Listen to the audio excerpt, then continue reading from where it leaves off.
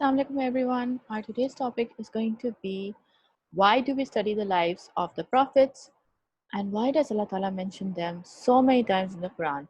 But before we begin, let's start with A'udhu Billahi Minash Shaitanir Rajeem. Bismillahir Rahmanir Rahim. Okay, so inshallah we will be starting with the Prophet Ibrahim alayhi salam story from next class, and we will be studying it in a lot of depth. But before we, study about any prophet, I really want you guys to kind of really ponder about why do we need to study the life of these prophets, and why does Allah Ta'ala mention them over and over in the Quran so many times? Why? Like it's so important to kind of really understand why we do what we do, and that is what our class today is going to be all about. So before we move ahead, first I want to ask you guys, how do we know about people from thousands of years ago?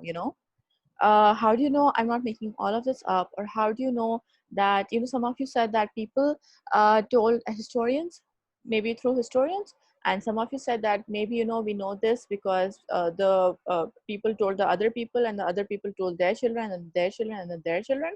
Well, it might have just ended up in a big Chinese whisper. So there is no possible way that we know about all of these things, all of the prophets, right from Adam alayhi salam, in such great detail, unless Allah Ta'ala Himself tells us in a book that is unchangeable. Okay, so then we did these things, that Quran is a book that Allah Ta'ala Himself promises to guard, and these stories, we learn about these stories from the Quran and the Hadith, inshallah Ta'ala. And we have to believe, and we have to have like a firm belief that all these stories that we are learning about are absolutely true, and they are the words of Allah that are mentioned in the Quran. Moving ahead. So why does Allah mention the story in the Quran? So the reason is not that, just like, we read the stories or, we see the movies like Frozen, or, the Spider-Man or Avengers, they're just for, passing our time or for fun, or maybe, a few lessons here, there. But these stories are not like those stories. Yes, uh, Allah Ta'ala wants us to learn important lessons in a fun way, because Allah Ta'ala created us and knows we all love a great story. But the main reason why Allah Ta'ala has sent these stories is so that we don't repeat the same mistakes that the people of the past have made, and so that we get supervised by learning from people of the past. Allah Ta'ala says in the Quran, there was certainly in their stories a lesson for those of understanding. So if we are truly smart, and if we have understanding, like if you're wise, we would certainly learn a lesson from the stories and not repeat the same mistakes. So the next thing we did was, who is a role model? Now, as you can see, there was this little girl with the seating wonder activity over here, and as you can see, this little girl is looking up to this ballet dancer, and people that you look up to, that's the kind of people that inspire you. Okay, so what kind of role models should we have? We want to be successful in this world, we want to be happy in this world, and then in akhirah we believe that Allah Ta'ala has prepared this beautiful jannat for us. Okay, and it's waiting for us. So what kind of role models should we have so that we can be successful, truly successful and happy in this world and the next? So the answer is, some of you said Allah Ta'ala. Well, how can we have Allah Ta'ala as a role model? Some of you said the Quran. Well, Quran is not a person, so how can we have that as a role model? Okay, so the answer is that the people that Allah Ta'ala really praises in the Quran.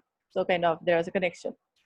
And the prophets are the people that Allah Ta'ala really praises in the Quran. They were the best of the best people that ever lived. And we can really, learn from them, inshallah ta'ala. So let's see what was the main message of all the prophets. The main message of all the prophets was to worship one God. Then we further understood what the word worship meant. So what worship means is to basically live our life in the way Allah has told us to, which is for our own good, only if we understand, okay, only if we trust Allah Ta'ala. And basically worship further, we can understand it in this way, that we have to first of all believe with all our heart, in everything that Allah Ta'ala does, and everything that Allah Ta'ala has, planned for us. Then we have to do the things that Allah Ta'ala has told us to do, like the namaz, roza, and Quran, everything.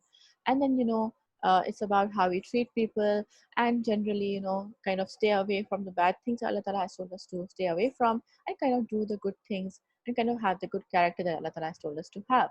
So all of these things come uh, in this thing of worship, and all the prophets were kind of telling us to do.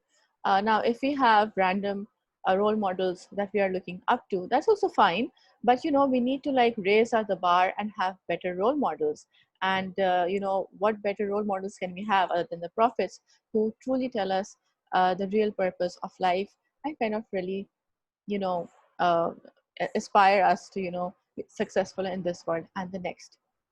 So in the end, we did this really nice mind mapping activity where you guys kind of really wrote down what it means to worship one God.